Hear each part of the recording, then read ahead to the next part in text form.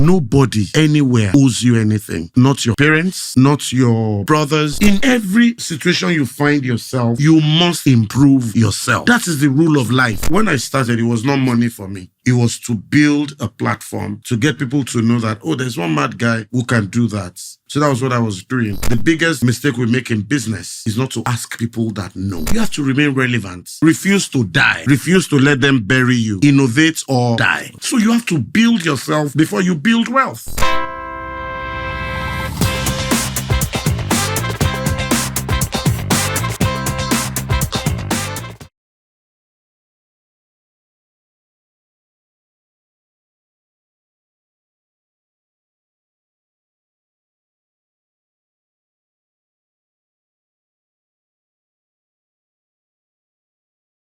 Welcome to the show, Building Wealth. I am your host, Femi Rogers, and we have here today the legendary Mr. Gbenga Adeyinka. I've always heard about you and seen you on TV. Nowadays, when people introduce me, I get scared. I learned very early that when they add legendary to your name, they want to chase you out of the industry. When they put me star in front of your name, you are old. So my name is Gbenga Adeyinka the First. They call me the GCON, the Grand Comedian of Nigeria. Shikena. GCON. Yes, boss. Who gave you that one? General Buhari? Okay, let me take you to the Bible. There's a part of the Bible that says, since the days of John the Baptist, the kingdom of God suffered violence, and the violent taketh it by force. But seriously, there was a time I was working with a major brand in Nigeria, Star, and I'd worked in all the 36 states of the Federation, and I wanted to carve a niche. I wanted to because every time I was rebranding, when I first came on, I called myself Gbenga Adeyinka first, the next in line. Gbenga Adeyinka first, the MC you can trust. So at that point I was thinking, what have I done that no other person has done? So I said, I've worked in all the 36 states. Why don't you coin something from that? So I called myself Comedian of the Federal Republic because I'd worked all over. Then after that, everybody started putting CFRs after their names and all that. If you're a comedian of the Federal Republic. So I said, okay, let's take this a notch higher. Let's go for GCON, Grand Comedian of Nigeria. So you give yourself. I gave myself. Since Baba was not looking my way, I took it myself. Interesting. Now, this podcast is about building wealth. It's actually for people that want to learn from people like you, how you got to where you are, from where you started from. I know you're one of the forefront comedians, actor, writer, But I also saw that you started working from an engineering firm. How did you get into comedy from engineering firm? It's a funny story. All my life, I'd always wanted to be who I am now. A lot of people back then will call it nuisance. A lot of people will call it noisemaker. A lot of people in school will say, get out. That's how you'll be making noise. All of us, you will pass, all of us will fail. But I knew I always wanted to talk. So when it was time for WAEC, I wanted to study law. In fact, I studied law. I applied for law in LASU. I was accepted for law. My uncle, who is an engineer, said, lie. He put me in his car and drove me around court. Started showing me, that's a lawyer. That one too is a lawyer. That one too is... But it was not showing me successful lawyers. It was showing me the ones that were not successful. The ones whose black coat had become grey from the sun.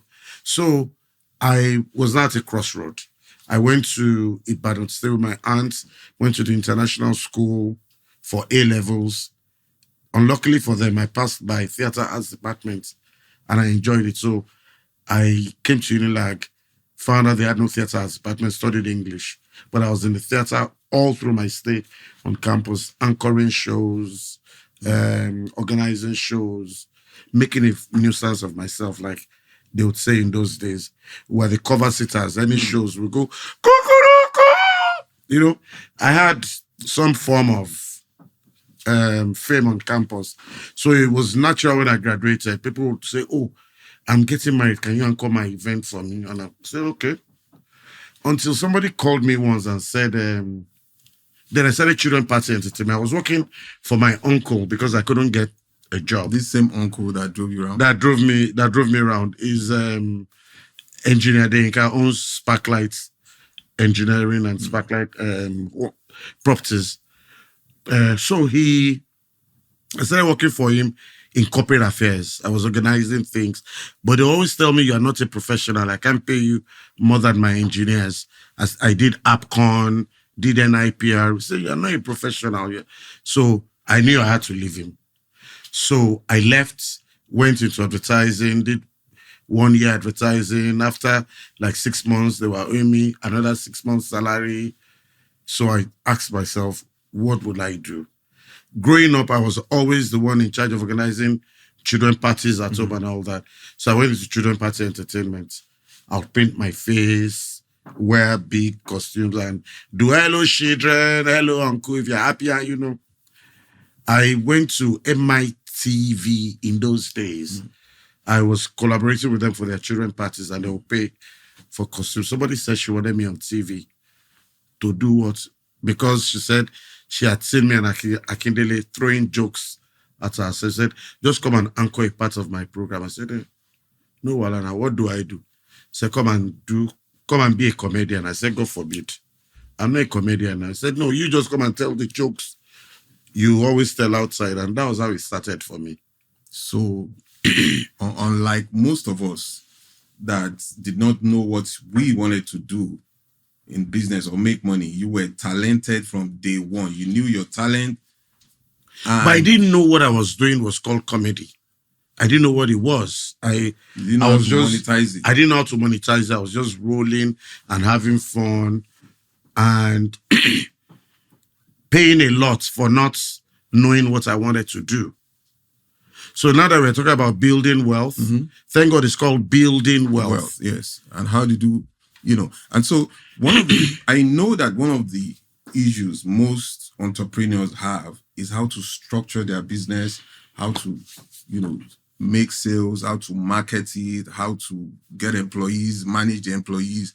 You never worked in a structured environment where they were doing this business. So you have to learn it all over again. Yes. Can you tell us how you learned the mistakes you made and how you got to where you are now? What mistakes didn't I make? That should be the question. See, when I started comedy professionally, there were a few leaders. But you see, it's not easy to show people the way when even you are trying to find the way. But thank God for Ali Baba in Nigerian comedy. That somebody would always open his door to you. But then what did I learn? When I first started, it was terrible. I didn't know what I was doing. Unfortunately, I was just having fun. And I think I belong to the school of thought that says that when God deposits a talent in you, He looks for a way for you to take advantage of it. Everything that has happened to me has been providence. But I also worked to make work meet providence. I'll explain. When I started, I knew I didn't want to be sitting at home. And that's one thing I tell a lot of my colleagues. You must leave your house. If you're not even leaving your house, you must have an office, no matter how small. My first office was like the size of a door, breadth-wise, and about six sizes in. And we had costumes there. But all that while I knew I would always sit down and write what I want to do. What was I doing? I printed complimentary cards. I would ask. I always ask. The biggest mistake we make in business is not to ask people that know. If you think, oh, I don't want to know what I want to do, I want to come, you most times be running around in circles for a while, even if you get it. So you must ask. I went to the likes of Ali. So you had a mentor? I had a mentor. funny enough, for me, growing up, I always had mentors who didn't even know they were mentoring me. I was lucky to have been brought up in a home where we had a library.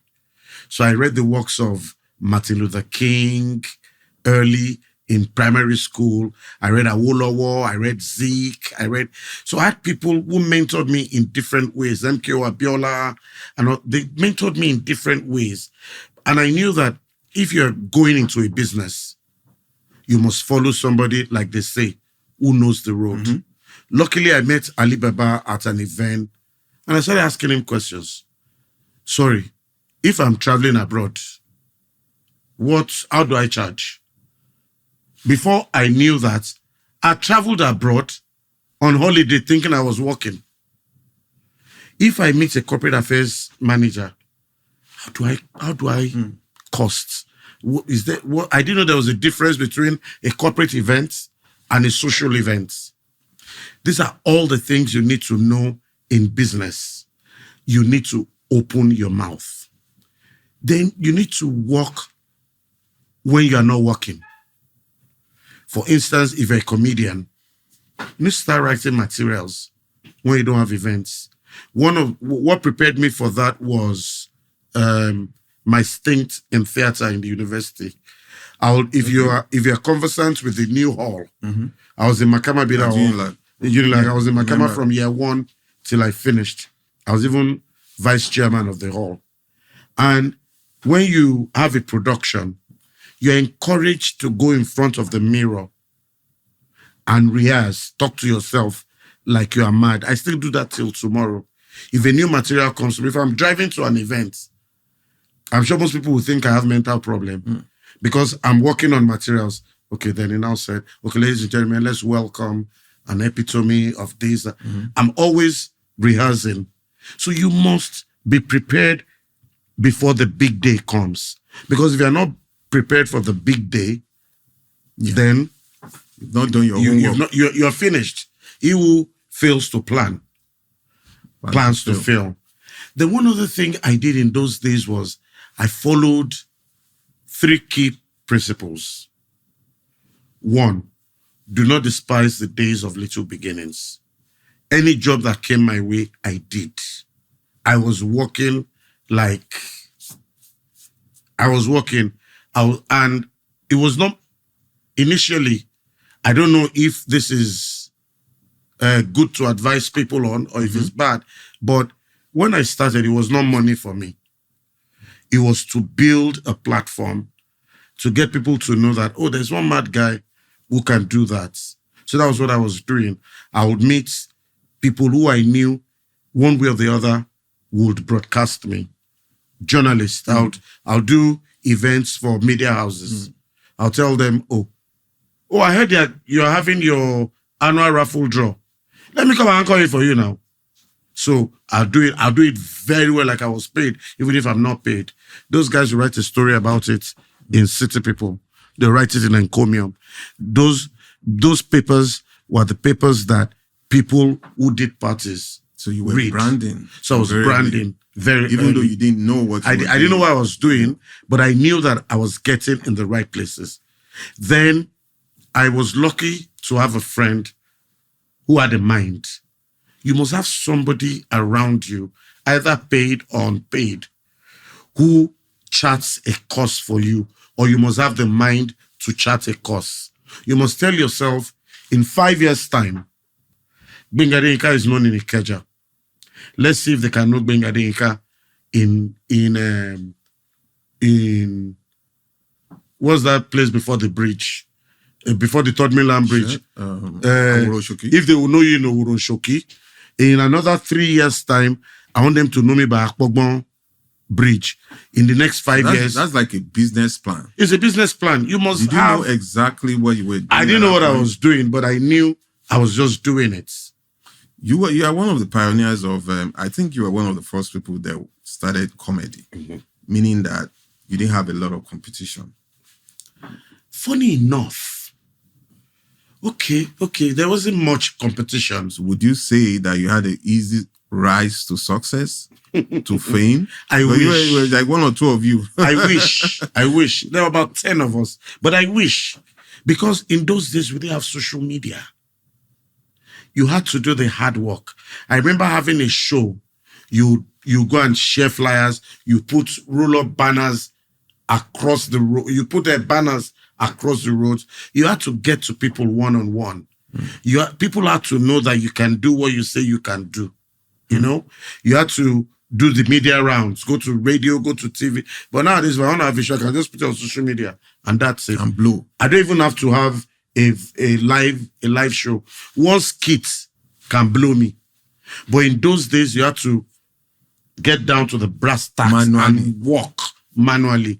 Maybe that's why the analog people are still the best people. You know? So I told you something when we were talking outside. If you don't have a drive in Nigeria and you travel to America, that drive will not suddenly boom because there are opportunities in America. Because the Nigeria you are living is a land of opportunities. If you don't have a drive, if you don't have a drive at all, no matter what generation you belong to, Gen Alpha, Gen whatever, Gen Z, you don't have a drive. These new boys, there are a lot of new comedians who are not putting the work, are not getting and are not getting results. But there are a lot of comedians putting in a lot of work. I look at these skit makers and they blow my mind. They blow my mind rather. Look at the rate at which they turn round skits. It's not work. People just look at it and laugh. Before you put a script together, the work behind it. The work behind it is crazy. And some drop every day. So you must have a plan. You must have a plan.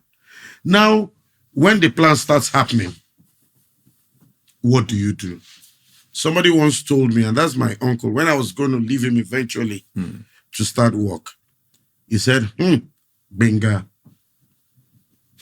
you're going to start business? I said, yes.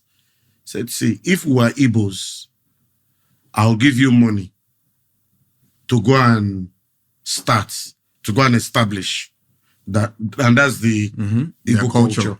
He said, but luckily for me, we are not Igbos. And I laughed. He doesn't have to do that. He said, I'm not giving you money, but there's something I'm going to tell you. You're going into business, you must have integrity.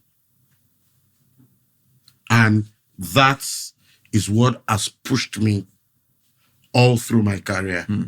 I won't take 2 events on the same day. I won't collect your money and not come. It must be critical for me to miss your event. People know me. I'll get to your event 1 hour before the event. People know that I'll put in extra work at your event. What's not my business, I will ask. I'll go to the sound people. Have you balanced? Yes. I'll go to the food people. Are you guys ready? Yes. It's not my work. But you see, every aspect of that event is connected to you. If one fails, they won't remember you. They only remember what failed. Guess where I learned that from? Ali Baba. He said you're the master of that event. Even the people who are having the party are not as important as you. Why? Because they've paid. You are the most important component of that event. If you fail, everything fails. Even they fail because the money they've paid you has failed. Interesting. You know, when you were conversing, you mentioned that Nigeria, there's a lot of opportunity. I know a lot of people that would disagree with you. Okay. Opportunity. For the sake of getting... This is a very difficult terrain to start business. You know. So would you really say there's opportunity? UK is very easy. America, easiest. Canada, very easy. As you're walking on the road like this, you just see Canadian dollars. You just see pounds. So you pack it, you buy a car immediately. They have jobs in the UK. They have jobs. My brother, there are jobs in Nigeria. I keep telling people, and I'll be dragged for this, but they won't stop me from telling the truth. The number of unemployable people in Nigeria is staggering. I have a few businesses. Unemployed. Unemployable. What does that? Okay. Now, when you're talking unemployable, You are talking those who are not Fit for the who are job. not fit for the job, but who would apply for the job anyway. Then you're talking about criminals who just want to get a job, to live large. My mother-in-law gave me an analogy, and I always like to use that analogy. In those days, workers were like rats. They would enter your room, they see your leg or your hand. Maybe you finished eating fish. They will blow you small, bite small, go. Come back, meet some the next day. Most workers in Nigeria, and I'm telling you this from experience, want to remove that leg or that hand straight off so that they don't bother to come tomorrow. No waste of time. They want to kill the business. First, you worry yourself, and the excuse always is government has not, but government is not helping me set up business too, but I'm setting up businesses. So you want somebody who would bake for you, for instance. You are not getting top notch. Somebody tells you he's a baker. Now, I have a bakery. Every time you invite people for tests, some tell you they're too big to come for tests. So I'll just employ you to come and start baking. Then some come and tell you how they've worked in this place, that place, and you tell them bake, and what they bake is substandard. Is this because they don't have training, or they are lazy youths, like one of our presidents said? I refuse to call them lazy youths because I will be dragged. So you are not saying the truth. But I will say that a lot of us see every there's a quote that came to my mind and ran away. Frank Fanon says every generation out of relative obscurity has a destiny to fulfill or something like that. Nobody, until we realize that nobody anywhere owes you anything. Not your parents, not your brothers. Not the government. The government is supposed to provide. Government owes you, but they owe you the basic. But in a situation where government is not providing it, will you just fold your hand and say you're not going to do anything? I think it was one of, to add to what you're saying, one of the presidents of America said, don't ask what the government will do for you, but what you can what you do for the government. So if government does not provide training for you, train yourself. Train yourself. I see a lot of people carrying children, God forgive me, begging on the road. Sometimes I park and I tell them, Madam, what's the issue? Say, Madam, let me give you an idea. Go to places where they make amala. If you go there, tell them you want to be washing plate for them or you want to be sweeping for them. As you're sweeping, they are giving you food and giving you small stipends. Lekki Phase 1, I was driving in one day after GT Bank. There's a fast food there.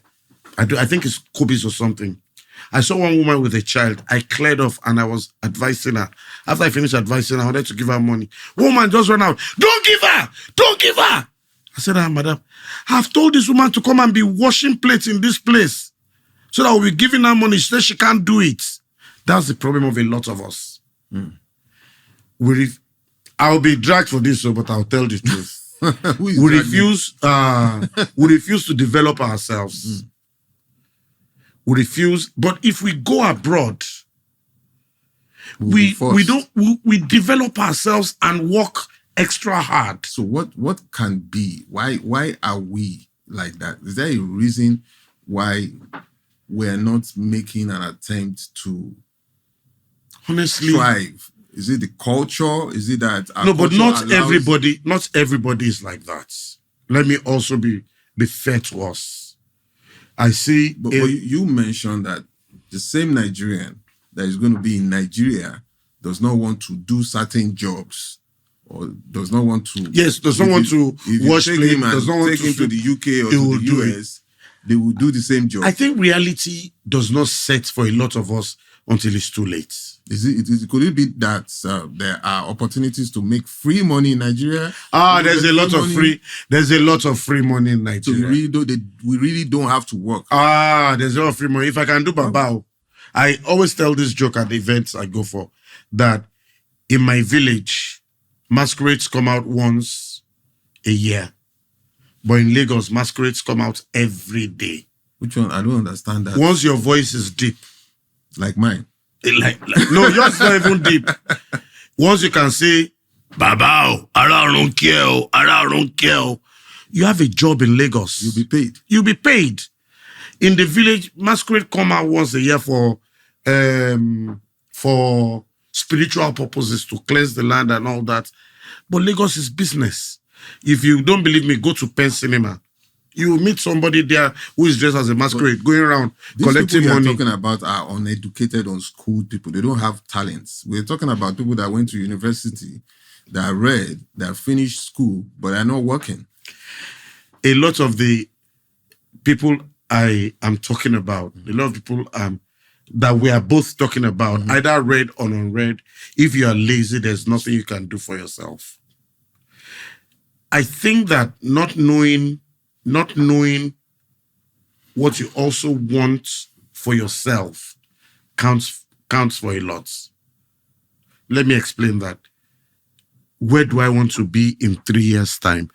There's someone behind the camera here. We're talking about those lights we used in those days. And I was talking about them. There'll be people like him who are not behind the kind of cameras he is now. So he developed himself in this same country. There are people who are not literate, but by hook or by crook got themselves literate. There are musicians who could not speak a word of English when they started singing, but now they converse. In every situation you find yourself, you must improve yourself. That is the rule of life. Either your government is working, your government is not working. In this country where government is not working, there are people still making it. So you have to build yourself before you build wealth.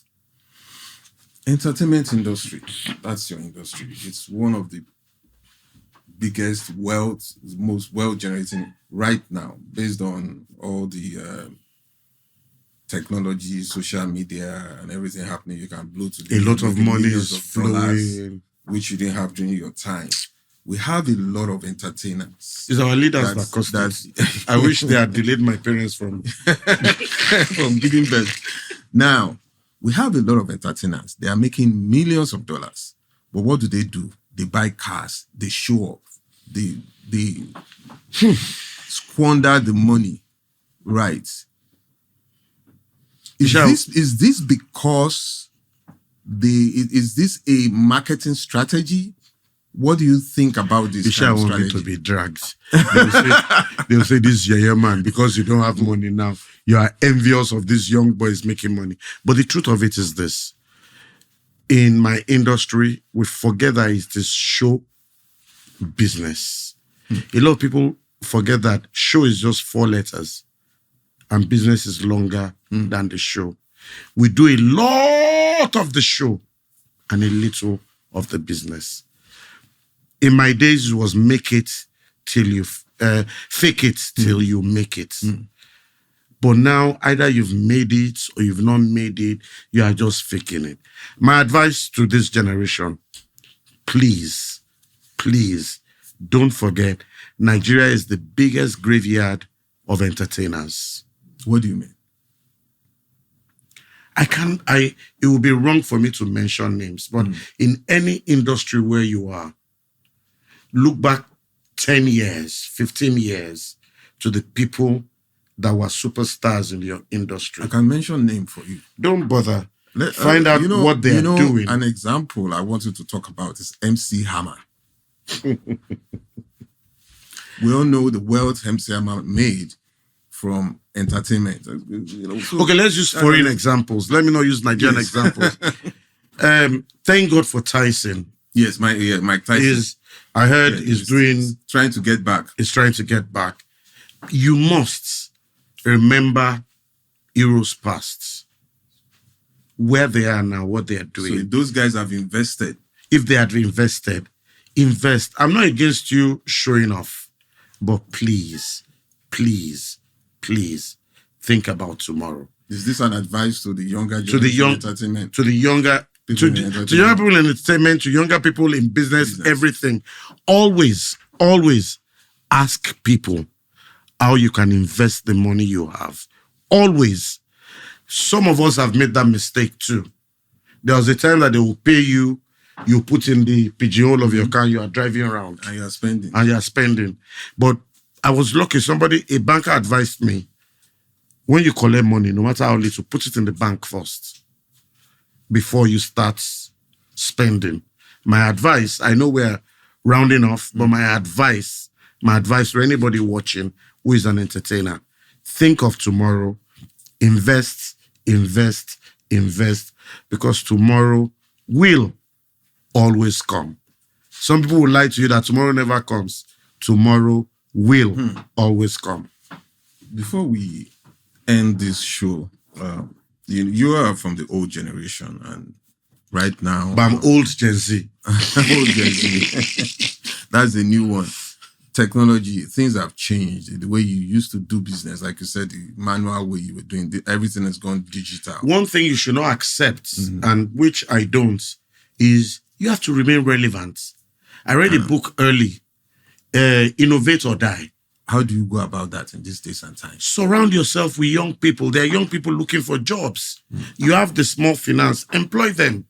Blow yourself, do what they are doing. If they're on TikTok, go on TikTok. If they're on Instagram, go on Instagram. Refuse to die. Refuse to let them bury you. Innovate or die. Thank you very much, Mr. Adeyinka. This has been a very insightful time having you, and I really appreciate having you. Hopefully, we'll be able to invite you to come back again and continue on what you're saying. Thank you very much. Before I go, let me just greet quickly. Sanunko Jama, Sunana, Gbenga Adeyinka, Serikin Dayani. If you don't speak Hausa, Ndewo, Afambo, Gbenga Adeyinka 1. If you don't speak Igbo, Obokia, Elimei, Gbenga Adeyinka. If you're Robo Wado, Odeme, Gbenga Adeyinka. If you're Yoruba, Ekbele. If you're English, good afternoon, good morning, good night. If you're French, bonsoir, bonne nuit, bonjour. If you're Indian, namaste. Thank you for that. I need to learn all that. It must have been years of being in the industry. So we're closing this show for now. We thank the audience for being here. We're going to post this kind of podcast from time to time. Please watch out for the next episode. Thank you very much.